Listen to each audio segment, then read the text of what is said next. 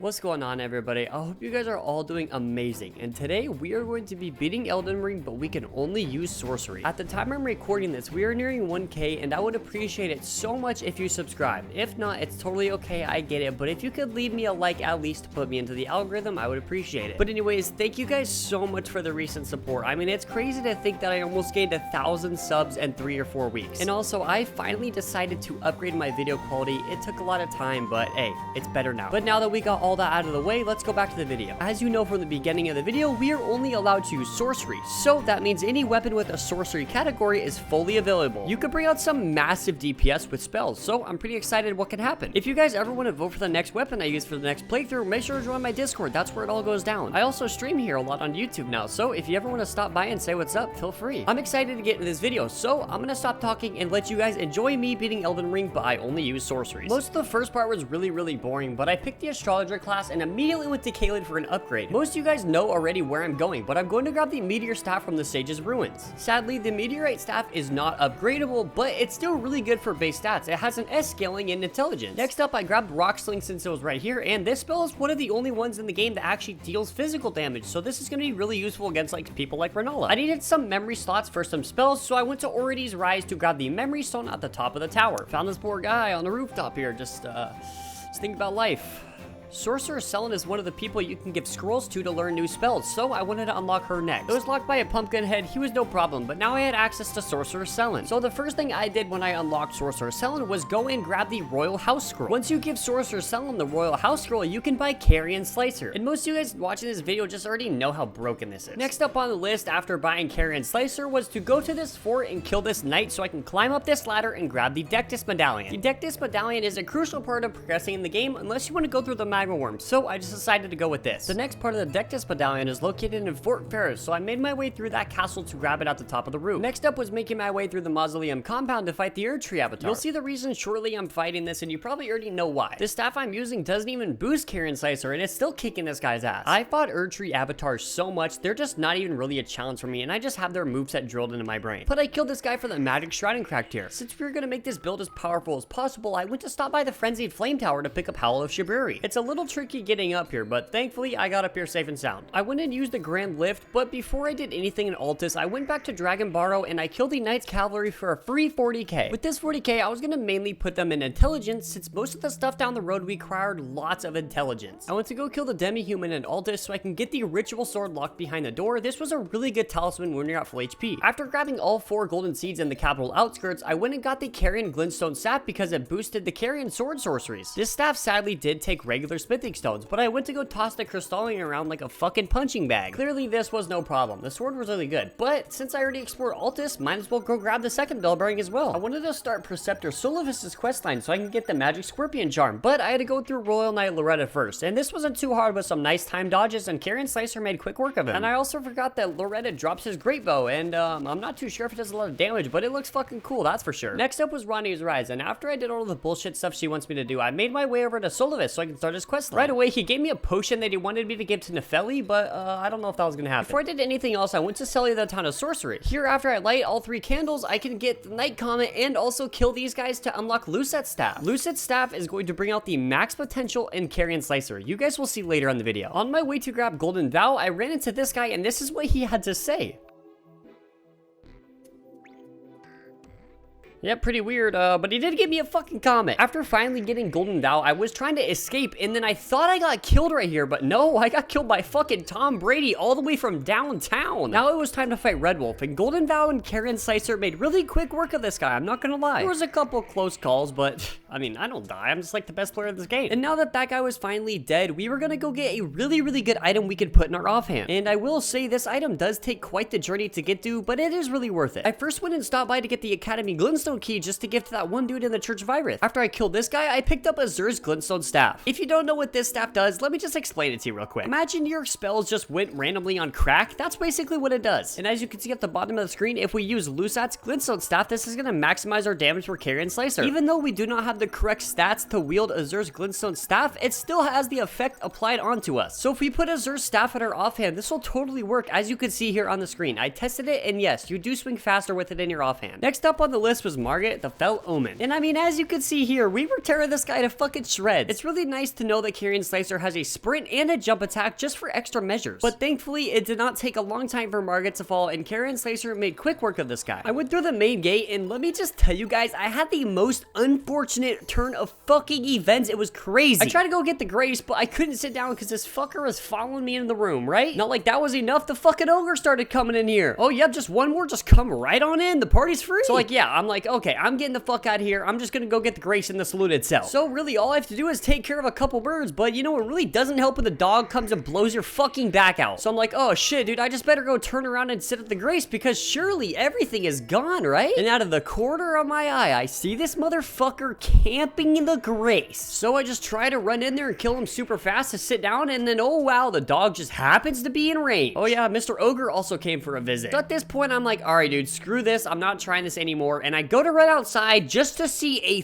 fucking bird. Finally, some peace and quiet. To continue Celavis's questline, I'm pretty sure I had to go kill Godrick, so he was up next. But I mean, as you can see here, Godrick didn't even stand a damn chance. This thing is just so overpowered. I didn't even have it upgraded at all yet. I really cannot wait to see later on in the video how overpowered I can get this thing to be. As Godrick started his second phase, I just ran up and sliced him into 600 different fucking pieces. Yep, and just like that, Carrion Slicer made some quick work of Godrick. Now Godrick was dead, I returned to Gideon and handed over Celavis's potion for him to dispose of it. Returned to Celavis, and this dumbass actually believed that I gave it to Nefeli. And he was actually selling some pretty good stuff, so I decided to buy the Ice Crag. And then I found it. His foreverly deceased playroom. I'm not sure what this weird fuck's plans are with these people dead just in his...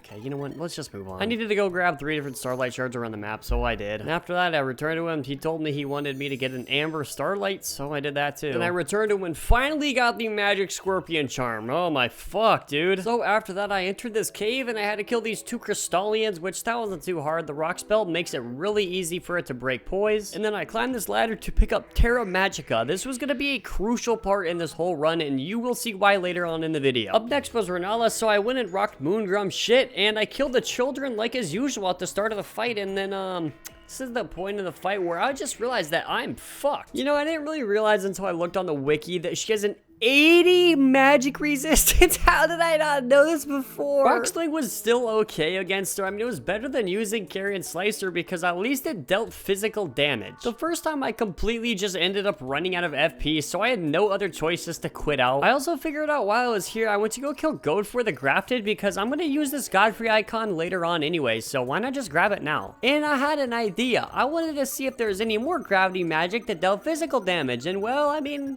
there was, but this shit was more wide off the fucking mark than the one that the guy actually uses. How the fuck am I supposed to aim this? Seriously, just hope and pray? So quickly, that was off the table, but I did notice one more, but it was drawn by the guy that just dropped me the world's most inaccurate fucking spell. I didn't know if I trusted it, but I mean, it was the only chance I really had. So I killed him and I picked up Gravity Well. So let's just go see how this performs now. You know, I can't say it's the best for damage, and wow, that's terrible. I mean, even my character is looking at the staff like if it was fucking broken. Great, another option cut off. What am I gonna do now? Well, the answer to that is hit her with some rocks that just fucking tickled her. Look at how much damage that's doing. After she did the Comet Azure off the start, I always got a free couple rocks in. Throughout the fight, mainly though, just the problem was to just find good windows I could get multiple attacks in, because this was going so slow. And sooner or later, I'd be getting my ass chased by a fucking giant the whole fight. After Mr. Giant stopped breathing down my neck, I finally got a couple extra hits in, and she was 1 HP. And ladies and gentlemen, it only took an hour and 52 minutes, but I killed her. And it made me feel a lot better about myself that I went to the finger reader to see that the moon requires 70 intelligence. Well, I'll need to pull off a couple loans and maybe I'll be even halfway there. Since that was completely out of the question for right now, I turned my attention to getting into Altus, but first I had to kill DTS. Before I just started attacking him, I crawled in behind him and popped all of my buffs for some extra damage. So after I was done popping all of my buffs, I went in behind him and popped Terra Magica. I restored all of my FP since I know I wasn't gonna use all 8 this fight, but now it was time. Let's see the damage, and you know what? That is really fucking good. I haven't done that much damage to this guy literally in any of my playthroughs. Hey, and it also helped that this dumbass jumped right back into my Terra Magica. Hey, thanks, man. I don't know why, but this little corner that he jumps into just always happens to me. But it didn't really matter, because after this guy jumped into a corner, he popped his upgrade, and I shit on this guy so fast. Even after the fight, I looked at myself like, wait, did I just do that much damage to him? Before I did anything in Altus, I went to go grab Godrick's Great Rune just because now that the 2 staffs that required 52 intelligence were actually on the table. I wasn't going to use Azur's. I was going to keep that as an offhand, but Lusat's increased the sword damage even more, so I was going to do that one instead. After finally making my way up the Divine Tower, I finally grabbed Godrick's Great Rune, but I wasn't going to pop it yet because just in case I die. So back to Altus, and now I just wanted to kill this tree since he dropped a free 65k. Now that I killed him and had all of those extra runes, I started making my way up to the Shade of Godfrey all the way through this and up the vines. My plan for this fight was literally just to pop all of my buffs, including Terra Magica at the start, and bait out a jump. I'm not really sure how to trigger the jump, but I really have an easy time doing it by just standing a little further back and inching towards him and towards him. But Carrion Slicer made really quick work of this guy like it does with every other boss. I didn't really have a fourth talisman right now, so I just really decided to say fuck it, let's just go kill Morgott because we're on a boss rush right now and nothing really could stop me. The first thing I did when I rocked through the fog gate was just pop my physic and golden vow, and this just made it so I didn't get absolutely fucking one-shotted, which was really nice. I really used to suck on Morgott, actually, believe it or not. I used to always just play range because I could never fight up close with this guy, but ever since I've been fighting him from all my videos, I've gotten a lot better. So as he's doing his second phase transition, I just got this time to hit a couple more Carrion Slicers in there. Since I had Godfrey icon equipped, I literally haven't used a single charge spell, so Night Comet, it was just time to shine. Since bosses really can't see it, Night Comet just made some pretty quick work of Morgott. Now that I can actually use Lucid Staff, I was gonna go get the required Somber Smithing Stones to upgrade it to +9. I grabbed a Rune Arc on the way, and then I made my way all the way down into the sewers. If you're wondering why I'm going down here, there's actually 2 Somber Smithing Stone 7s here, guarded by lobsters. But now that I had the 7, I went and grabbed the corresponding 8 and the 9 by the Divine Tower of Caelid. I didn't have a 5 or a 6, and I really didn't know where to find them but Volcano Manor, so that's what I did. So the first thing I went and got here is the Somber Stone 5 and the Somber Stone 6 on top of this rooftop. I went to EG and bought the Somber 4 that I was missing, and I also bought this that I really didn't know if it affected spells or not, but I mean, I bought it anyway. I had nothing else there. This made it so I could upgrade Lucid's Glintstone Staff to +9. Next up, I was going to go to the Grand Lift of World, so I followed the path that takes me down to the Forbidden Lands. As I made my way closer and closer, I progressed all the way to the Grand Lift of World. Now that I was here, all I had to do was make my way to Fire Giant because that was the next boss we were going to take down. On my way to go get the cookbook for the sleep pots, I killed Kenneth Height because he carried a gold seed. Why would they make this guy carry a gold seed? It's like they want us to kill him. Anyways, I picked up the cookbook and I also went to go get a couple extra cracked pots just in case. So after that, it was just up to the long journey up to the Fire Giant because that was the next boss we were going to take down. So now that we were here, I popped all of my buffs, and now that we can actually use this staff, I could really see the difference it's making. I kind of get really unlucky here, and actually, I don't even know if that's unlucky. I think I just fucking blow. Anyways, I should have waited just for his foot to stop so I can get a lot more hits in, but I mean, I guess that's whatever. I was doing a fuck ton of damage anyways. As he let both of the fireballs out, I just took this as a time to go get a lot of hits in, and I mean, yeah, this shit worked really well. So enough hitting, and I got him into a second phase, but this is where the real challenge was going to begin. Well, my main focus here was actually just trying to get a Terra Magica down even near the hand, just remotely close to it, somewhere that would give me the buff. But I mean, it kind of worked. It actually ended up working a lot better than I thought, and this staff makes Carrion fucking Slicer cut this dude up into a million different pieces. But for some reason, he just decided to do this move twice in a row. I'm not sure this is scripted, but like, I think I just got lucky. And then it was the volcano attack or whatever the fuck you want to call this. But dude, I mean,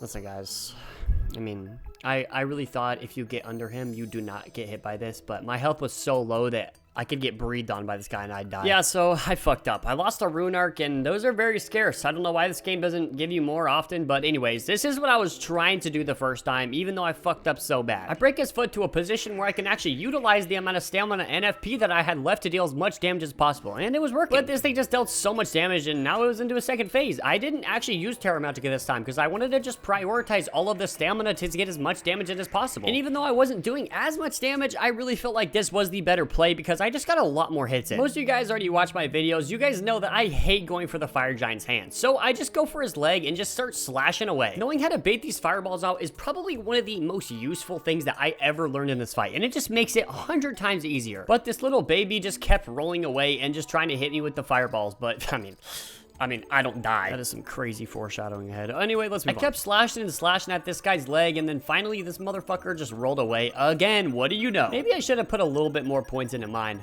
You know, I'm not too sure. Maybe I'm thinking about that post-editing.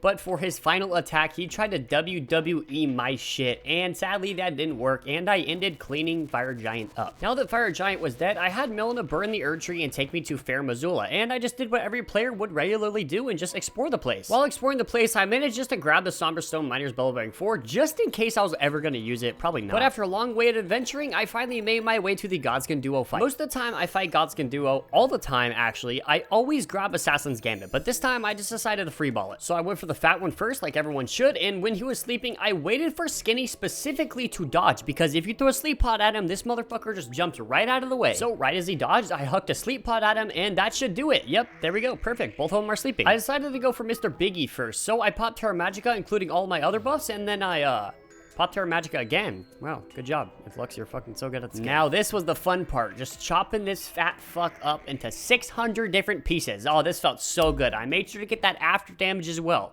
Didn't forget this time. Let's go. But now it was on to Skinny. This guy was still well asleep, so I popped Terra Magica and started cutting this guy up as well. This guy was also really no problem to fall, and I made sure to get the after damage too. And thankfully, the big one spawned in, so this guy was a lot easier to sleep because he just didn't move. I don't know what is with this guy, but he just didn't move. I'm also surprised that the sleep radius affected him from that far. That's pretty crazy. But before I started slicing this guy up, I popped Terra Magica, and then I went ham with the Carrion Slicer. Thankfully, this was enough to put my bro fully to sleep for life, and that was it. Godskin Duo was down. So I continued progressing through Farum Azula because next boss we were going to fight is Maliketh. But first, I killed this dragon so I can get the regular ancient dragon and the somber in the gazebo behind him. This somber would make it so I can max out my lucid staff and have the max potential damage that I can currently get. Now it was finally time to kill the big bad wolf Maliketh. My plan for this fight was to just get some distance and use a fully charged Night Comet since I had Godfrey icon to maximize the damage. But then I realized I actually had the big comet and that fully charged did way more damage, so I just stuck with that. Second phase, I usually do what I always do, but almost got killed here and finally dodged the Blade of Death first try. This is a world record on this channel, guys. Please clap me up. Most of Maliketh's attacks are actually pretty easy for me to dodge, other than a couple, but luckily he didn't show those us early in the second phase. So my plan was right here just to wait for a jump and bait the attack out so I can go behind him to get a nice couple Carrion Slicers, but sadly he jumped diagonally for some reason away from me. I don't know if he does this usually, but I mean he did. Sadly, I forgot that the spinning cartwheel attack that he does actually has an active hitbox,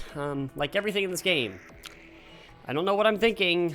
It is very late. I need to go to bed. But after I dodged his Blade of Death attack, I just decided to maybe use Night Comet here, but I figured it would be an okay idea. In the back of my head, I wasn't gonna risk switching to that just in case he did start rushing me at the worst possible time. So I mean, I stuck with Carrion Slicer for most of the attacks. But when I did use it was when he would start pimp walking me. That's when I got a free fully charged off, and this hit some pretty good damage. I do end up falling here to the Blade of Gold because, I mean, I don't know. I'm just fucking terrible at this game. Next attempt, he started doing his Blade of Death attack on me, and these are going pretty good until, what's my excuse for this one? My controller's broken. My controller's broken.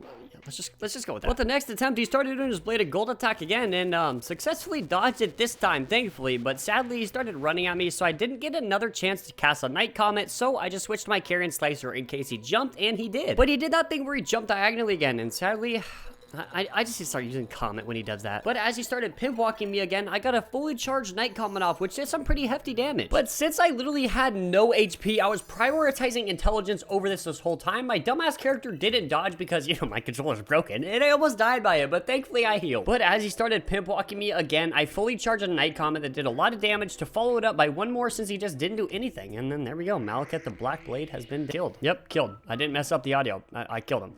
That was all one clip. Next up was Gideon, and I made this guy look like more of a joke than he already is. Honestly, I just kept chopping him up until he was pretty low and depleted immediately half of his health bar, finished him off with a Night Comet. Pretty simple. And also, sadly to say that I actually will not be killing Malenia this run, and this is why. Firstly, I told everybody I'm gonna do the DLC at 1,000 subs, and I am literally so close at the time of recording this. So I don't want to be in the middle of this video while I hit 1,000 subs overnight or something and have to come back to this. So I would much rather get this video out as quick as possible so I have a lot of time to do the DLC. Malenia is gonna be happy that she got spared this time though. Okay, but anyways, I hope you guys understand, but let's move on to Godfrey. Godfrey is kind of like Morgoth in a way because he just kind of walks at you and you have a free opportunity to do a Night Comet. So, I mean, I didn't want to take advantage of this, but I kind of did. But I made a rule that I will use Carrion Slicer for most of this fight, and I will not abuse this because, like, this shit would just be way too easy. But after a while, Godfrey gave me the nice little move that I can get a free couple slices off, and this brought him into a second phase. Right when the second phase started, I circled Horalu and got a nice couple hits on this guy's ankles. Then he proceeded to fucking let out a nice little word to let me know that he was about to jump on my shit. Okay, hold up, bro. Pause. Let me just...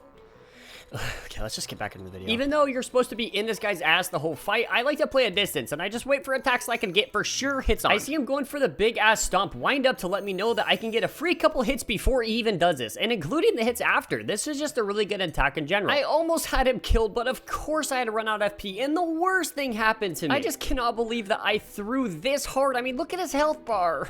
Just kidding. You guys really thought? I know you guys all thought you fell for that shit. Okay, but now that he was dead, I finally had access to Radagon on in the Elden Beast. Now, with the amount of health that I had, I was like a grandma on life support. If I get hit once, I'm just fucking dead. So basically, I had to no-hit both of these bosses. You can run up to him immediately at the beginning of the fight and hit him 5 times or 6 times if you want to immediately trigger the scripted jump attack. I only hit him 5 times because he does this attack where you can get a nice couple amount of hits before the scripted jump attack. And now the jump attack has started. All I need to do is dodge this and then we'll be good. Well, we would have been good if I put a little bit more points into mine. Fuck! Alright, but anyway, I needed to find the time to drink a potion here, and this was the perfect time after the second slam. There was a huge downtime, but listen, guys, I don't want to talk about it, okay?